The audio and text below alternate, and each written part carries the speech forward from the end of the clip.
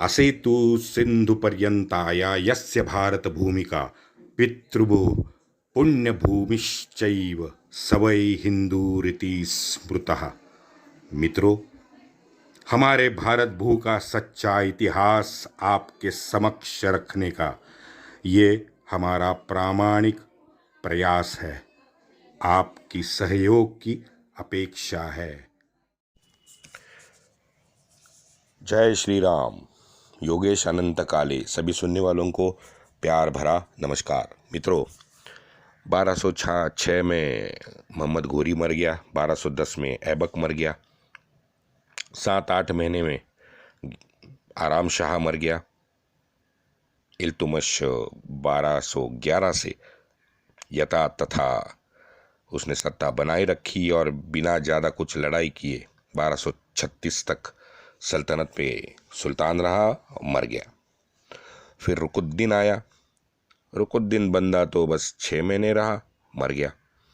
फिर आई मल्लिकाए हुस्न, वो सिर्फ 3.5 साल के लिए आई, तो वो 1240 में वो मर गई।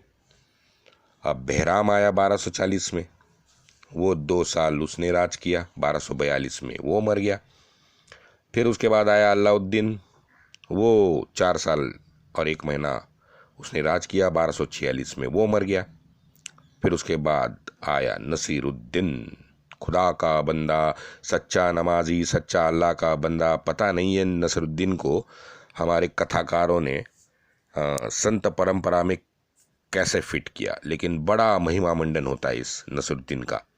शायद ये नसीरुद्दीन हमेशा अगले 20 साल जो इसने राज किया वो मनमोहन सिंह जी की तरह राज किया, क्योंकि सुपरमैन ने जैसे मनमोहन सिंह जी को नामधारी पंतप्रधान बना के रखा था, वैसे ही नसीरुद्दीन को बलबन और दिल्ली के जो ये अशराफ सिंडिकेट था उसने 20 साल सुल्तान बना के रखा, 1266 तक। आज इस निकम्मे हिंदू विरोधी नसीरुद्दीन के बारे में, ये जो नसीरुद्दीन है वो वही नसीरुद्दीन है इल्तुतमिश का बेटा जो जेल में सड़ा रहा था, और अलाउद्दीन मसूद शाह है ना, जिन्हें 4 साल जिसने राज किया, जो इस नसीरुद्दीन का भतीजा भी था। तो वो भतीजे ने जेल से छुड़वा के 1244 में बहराइच का इत्तेदार बनाया। अब अशराफ सिंडिकेट ने 10 जून के इतवार को 1246 में नसीरुद्दीन को सुल्तान मुअज्जम नसीरुद्द दुनिया वाहुद्दीन महमूद बना के गद्दी पे पटक दिया। भाई कहते हैं ना कि आज भी एक मुहावरा है कि सत्ता चाहे किसी की हो, भाजपा की हो या दूसरे कोई की हो, सिस्टम तो वामपंथी और कांग्रेस की हाथ में ही रहेगी, उनके सिंडिकेट में ही सत्ता रहेगी। आज 2022 में भी यही हो रहा है जो 1000 साल पहले दिल्ली में होता था। अब इस नसीरुद्दीन का भी दुर्भाग्य देखिए, सुल्तान बनने के लिए बहराइच से वहाँ निकला, अशराफ सिंडिकेट ने बुलाया तो, और वो दिल्ली आया। लेकिन वो दिल्ली जब प्रवेश इसने दिल्ली में किया तो वो बुरखे में किया। अब देखो ये कितनी बहुत ही भयानक अवस्था है कि जो सुल्तान बनने जा रहा है उसकी एंट्री बुरखे में होती है, क्योंकि ये हाल था तब दिल्ली के सल्तनत का, उसके सत्ता का। लेकिन इसमें पीस कौन रहा था? Of course Hindu. नसीरुद्दीन चच्चा मई 1266 तक राज में रहा, और आश्चर्य की बात यह है कि ये नसीरुद्दीन नैसर्गिक मौत मर गया। एक मोमिन सुल्तान और उसका नैसर्गिक मरना, यह अचंभे की बात है। बलबन जो इल्तुतमिश के 40 तुर्की चहलगानों का सरदार था, हिस्सा था उसके मंत्रिमंडल का, तो वो बलबन को हमको पता है कि अलाउद्दीन ने दिल्ली के बाहर भेजा था, तो वो वापस दिल्ली लौट आया। और सिर्फ लौटा नहीं, डायरेक्ट नसरुद्दीन सुल्तान के सल्तनत का कमांडर इन चीफ बनाया गया। पूरी फौज बलबन के हाथ में दे दी गई। नसरुद्दीन ने उसके बाद पहला काम किया कि वो अपनी फौज को सिंध उसने भेजा मुगलों से लड़ने के लिए। अब पता नहीं ये फौजी जो वहाँ पे मुगल से लड़ने के लिए गए थे, अब पहली बार गए थे तो वो फिर दिल्ली ही लड़ने के लिए आ गए। अब ये दूसरी बार गए तो वहाँ पे लाहौर में न जाते हुए वो चढ़ गए जुद पे। अब जुद नामक एक गांव था, वो जुद पे चढ़ गए। वहाँ था हिंदू राजा। अब हिंदू राजा और आम हिंदू जनता ने इन फौजियों को ऐसा पीटा कि उलग खान दिल्ली भाग गया। लेकिन मोमिन है तो डायरेक्ट भागेंगे नहीं, डायरेक्ट दिल्ली नहीं पहुंचेंगे, हाँ बीच में उंगलियां तो करेंगी। तो मोमिनों ने अपनी जात दिखाई। जालंधर में जो अभी अभी रिसेंटली मंदिर तोड़कर मस्जिद बनी थी, वहाँ सबको बुला के एक बड़ा फंक्शन उन्होंने करके वहाँ पे क्या कहते हैं उसे, ईद उल अज़हा फरमाई। ईद उल अज़हा कोई प्रार्थना होगी तो वो उन्होंने फरमाई। फिर बाद में नसरुद्दीन की आर्मी पानीपत में घुस गई। तो पानीपत में तो भैया इनका पिछवाड़ा ऐसा लाल किया जाटों ने कि पानीपत से परास करके इनको भगा दिया। तो ये लोग कन्नौज से एक नज़दीक गांव पड़ता था नंदना, इस नंदना में घुसे। अब उस गांव बहुत शांत था, लेकिन अचानक जब ये घुसे तो उन्होंने देखा कि भाई सब गांव वाले तो तैयार बैठे हैं, तो घमासान हुआ। लेकिन दुर्भाग्य था कि शायद संख्या में कम थे। तो फरवरी 1248 में ये नंदना जो है ये दरिंदों के हाथ चढ़ गया। फिर ये जिहादी मोमिन अल्लाह की बंदी फौज मुजाहिद उसके बाद कारा में घुस गए। कारा एक गांव था, यहीं कन्नौज के नज़दीक ही था, आज भी है शायद। वो कारा में घुस गए। अब कारा में घुस गए। अब इनके साथ नसरुद्दीन भी था। भाई सिंडिकेट का डर था तो नसरुद्दीन साथ आया था। लेकिन नसरुद्दीन फौज के साथ नहीं था, थोड़ा सा दूर खड़ा रहा। फौज के साथ था उलग खान। उलग खान गांव में घुस गया। अब गांव में घुस गया तो अचंभे में पड़ गया कि भाई कोई हथियारबंद हिंदू वहां पे गांव में था ही नहीं बचा हुआ। हाँ, अगर कोई दूसरा बंदा होता तो वो वहीं से बिना कुछ किए निकल जाता, है ना। कोई भी निहत्ता गांव है, उसके सामने गरीब बेचारे हिंदू खड़े हैं, उसको क्या मारोगे। लेकिन भाई का जो काफिर के प्रति घृणा थी वो सर चढ़ के उसके बोल रही थी। तो भाई ने निहत्ते किसान बनिए हिंदू को कटवाया पूरा, और अपना सर पे जो उसका द्वेष चढ़ा होगा ना, तो उसको उतारने के लिए पूरे गांव को भाई ने आग लगा दी। अब बताओ, अब वो छोटा मोटा मई 20 1248 में जो भी कुछ लूट मिला वो लूट लेके नसरुद्दीन सुल्तान दिल्ली लौटा। क्योंकि अगर लूट दिल्ली नहीं जाएगी तो बेटा तुम्हारा ताज तो गया। सिंडिकेट ने तो शायद क्लियर कट उसको मैसेज दिया था। क्योंकि वैसे भी इन खाना बदोश्त कबीले वाले, हाँ, जो आधे जानवर मोमिन हैं, उनके कमाई का जरिया तो सिर्फ लूट ही था। आप सन 600 से इन मोमेडियंस का इतिहास देखो, उनका कमाई का जरिया मेन क्या था? उनका कमाई का जरिया लूट ही था। अब ये भैया आर्य चाणक्य के अर्थशास्त्र के चक्कर में कौन पड़ेगा और किसको समझ में आएगी बताओ। क्योंकि वो अर्थशास्त्र है, उसके लिए कुछ भाई काम करना पड़ता है, व्यापार करना पड़ता है, सृजनशीलता का अध्यास लेके कुछ नए निर्माण के लिए कष्ट उठाने पड़ते हैं। अब बताओ, ये सब यूथिए ये सब कर पाते हैं क्या? आज भी नहीं कर पाते हैं। इनका तो वो अकाउंट्स में होता है ना, सिंगल एंट्री सिस्टम, वही है। हमला करो, लूटो, माली गनीमत का हिस्सा अपने हाथ में ले लो, 20% अल्लाह, 20% मुल्ला, में सुल्तान खलीफा जो भी है, और बाकी का बचा खुद के पास रखो। सिंपल, रात को हवस मिटाओ लूट की, बस सिंपल है मित्रों। इतना इतना सिंगल एंट्री सिस्टम इन लोगों का था। क्योंकि तो इसीलिए जैसे नसरुद्दीन दिल्ली लौटा ना, तो उसका भाई जलालुद्दीन, मैंने आपको बताया, याद आया, वो जो नसरुद्दीन के साथ ही कैद में था और अलाउद्दीन ने बाद में उसको कैद से निकाला। नसरुद्दीन को बहरीज भेजा और उसके भाई जलालुद्दीन को, हरम का बेटा, ये भी इल्तुतमिश के हरम का बेटा, इसको कन्नौज का इत्तेदार बनाया।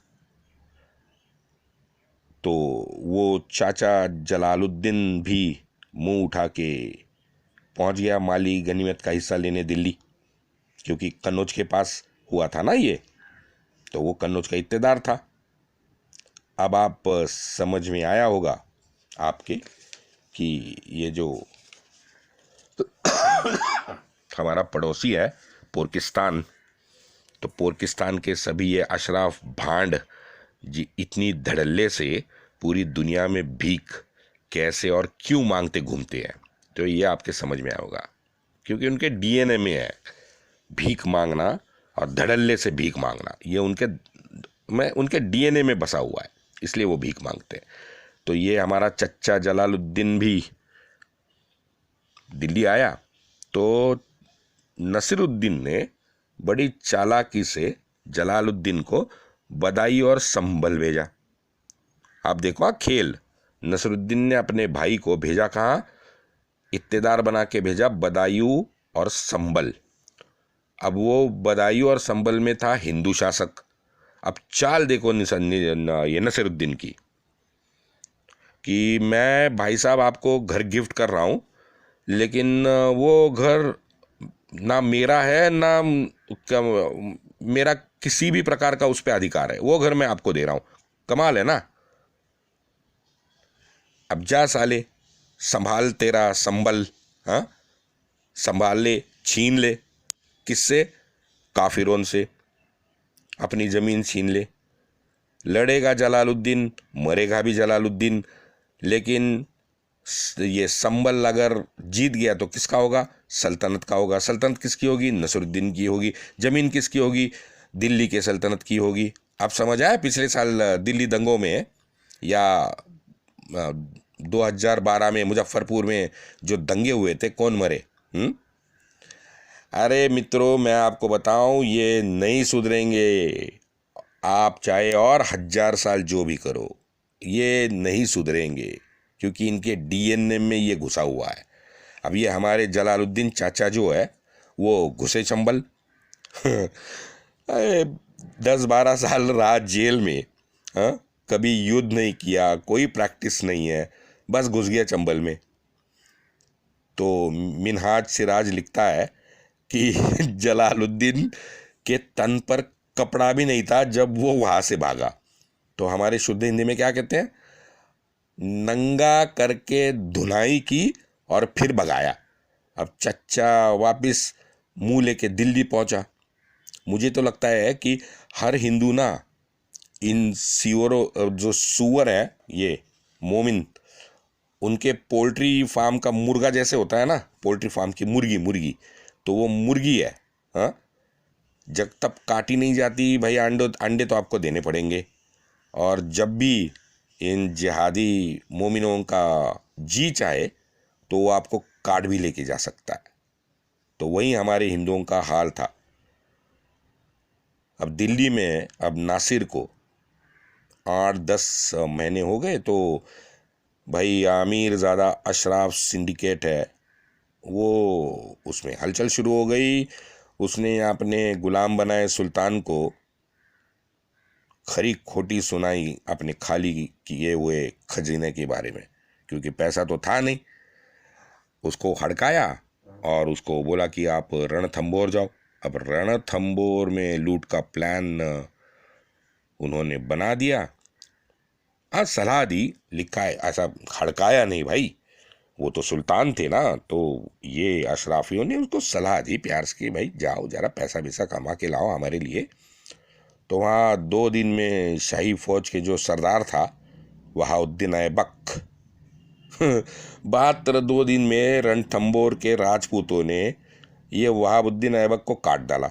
अब बताते हैं कि बहुत कम लोग दिल्ली लौटने में सफल हुए। सारा खजाना और ज़्यादा खाली, कि 2 जगह पे गए थे, दोनों मार खा के आ गए, तो पैसा तो खजाने से जाएगा, तो निकल गए। अब क्या हो गया, पैसा इतना कम हो गया कि मुल्ला मौलवी भी भड़क गए। भाई 20% हिस्सा तो उनके पास भी है। हाँ, पैसा इसके पीछे सारा पैसा था, पैसा उनका कम होने लगा तो वो भी भड़क गए, क्योंकि अल्लाह का 20% बताया है ना, तो अल्लाह का 20% का किसको जाता है? मुल्ला मौलवियों को ही जाता है। तो भाई मस्जिद छोड़ के ये मुल्ला मौलवी योजना बनाने लगे, कुछ काम करने लगे, भ्रष्टाचार करने लगे। वैसे जाते जाते एक आपको बता दूं कि ये हलाल सर्टिफिकेशन जो होता है ना, हलाल सर्टिफिकेशन, तो ये हलाल सर्टिफिकेशन का पता है आपको? 1 बरस का उनका टर्नओवर कितना है? हलाल कमेटी का टर्नओवर है 12 से 15 हजार करोड़ हिंदुस्तान में सिर्फ। अब आप बताओ, इतना पैसा, इतना पैसा। तो ऐसा ही कुछ उस वक्त पैसा मुल्लाओं को जाता होगा, तो अगर वो नहीं मिला तो मुल्ला आप इससे बाहर हो गए और खुले आम बगावत पे उतर आए, भ्रष्टाचार होने लगा। मिनहाज मिराज ने एक जगह पे लिखा है कि नसरुद्दीन ने भ्रष्टाचारी बदायूं के काजी इमाद्दीन शकरकानी को इमाद्दीन रिहान से मरवाया। अब ये उलग खान जो है, ये उलग खान के बेटे से सुल्तान की बेटी का निकाह तय हो गया, लेकिन पैसे नहीं थे। नो प्रॉब्लम, यमुना पार जाओ, मथुरा लूटो, तो भाई कुछ ना कुछ तो मिलेगा ही मिलेगा, क्योंकि आपके अन्नदाता तो वही है, सब हिंदू। तो अपने ये भांड, जिसे मैं भांड राज दरबारी कहता हूँ, तवारीख कार मिनहाज मिराज, तो मिनहाज मिराज भी उस वक्त दरबार में था, तो मिनहाज मिराज को भी माले गनीमत का हिस्सा मिला है। मिनहाज बड़े हर्ष के साथ लिखता है कि 100 गधे पे उन्होंने बहुत सारे तोहफे यानी लूट का माल दिल्ली लाया, और वफादारी के इनाम के बदले मुझे 3 गांव भी मिले। तो शायद इसको तोहफा भी मिला है और 3 गांव भी मिले। अब पता नहीं, अगर ये कोई मुल्ला मौलवी, हमारे टीवी पे आने वाले जो भौंकने वाले मुल्ले हैं, अगर उनको सुनाई दिया तो सारा सेक्युलर हमारा जो मिलॉर्ड है वो ये 3 गांव भी वक्फ बोर्ड को आज देगा पता नहीं है। तो 1250 में मुल्तान पे अपना भाई नसरुद्दीन ने हमला किया। मुल्तान में मुगल के शेर खान ने इसको पटक दिया। 1251 1251 नागौर के इत्तेदार था मलिक इजुद्दीन, उसने बगावत कर दी। तो मलिक इजुद्दीन को इसने काटा नहीं या परास्त नहीं किया, इसको भारी भक्कम पैसा देके शांत करवाया, और बड़े चालाकी से उसी इजुद्दीन को ऊंच पे मुगलों पे हमला करने के लिए भेज दिया। अब जहां वो गया तो मुगलों ने उसको इतना मारा, उसकी फौज को, और इजुद्दीन को कैदी बनाया कैदी बनाया। तो ये 2 मेजर प्रोजेक्ट फिर एक बार फेल हो गए। अब फेवरेट प्रोजेक्ट कौन सा? भाई इनसे तो लड़ नहीं सकते, चलो ग्वालियर चलते हैं और माड़वा चलते हैं। नसरुद्दीन और उलग खान, ये दोनों भेड़िए अब इतने भूखे प्यासे हो गए थे कि जो भी कुछ थोड़ा बहुत मिलेगा इसकी आशा में ग्वालियर गए। अब ग्वालियर में था जाहिर देव ने इनके साथ युद्ध किया। परास्त होते होते होते ये भाग दौड़े, इन्होंने युद्ध ही छोड़ दिया और नसरुद्दीन और ये उलग, ये दो भेड़िए, इनको जितना भी मिला उससे खुश होके वापस दिल्ली लौटे। एक आश्चर्यकारक घटना इस दौरान घटी है, ये 5-10 सालों में, और वो थी उलग खान शिवालिक सेक्टर गया था। तो उलग खान ने शिवालिक सेक्टर में जाके अचानक बगावत कर दी और वहाँ पे गांव, नज़दीक एक गांव था, तो वो गांव में हिंदुओं की मदद मांगी। तो गांव के हिंदुओं ने, कोई फौज नहीं थी, कुछ नहीं था, ये शिवालिक सेक्टर में, ये कश्मीर में पड़ता है, ये शिवालिक सेक्टर के हिंदुओं ने भाई उलग खान को भगा दिया। अच्छा, ये जो हिंदू थे ये वहाँ नहीं रुके, इन्होंने फिर शायद कॉन्फिडेंस आया होगा, तो इन्होंने मुल्तान और उच्च के कुछ सनातनी सरदारों से एक साथ इकट्ठा मिलके फौज बनाई और मुगल के शेर शाह को मार के उसको सिंधु पार दौड़ाया। मित्रों, मैं कहता हूं कि ये बहुत बड़ा साहस था। चारों दिशाओं में सभी जगह पे मोमिनों की सत्ता थी और एक गांव में कोई किसान, बनिया, कुछ भी, जो भी पांचों वर्ण पूरे एक साथ आए, अपना नेता नियुक्त किया और किसको हराया? मुगल के शेर शाह को। ये छोटी बात नहीं थी मित्रों, इसको बड़ा साहस लगता है। मेरा इन सभी अनाम हिंदू वीरों को प्रणाम। वंदे मातरम।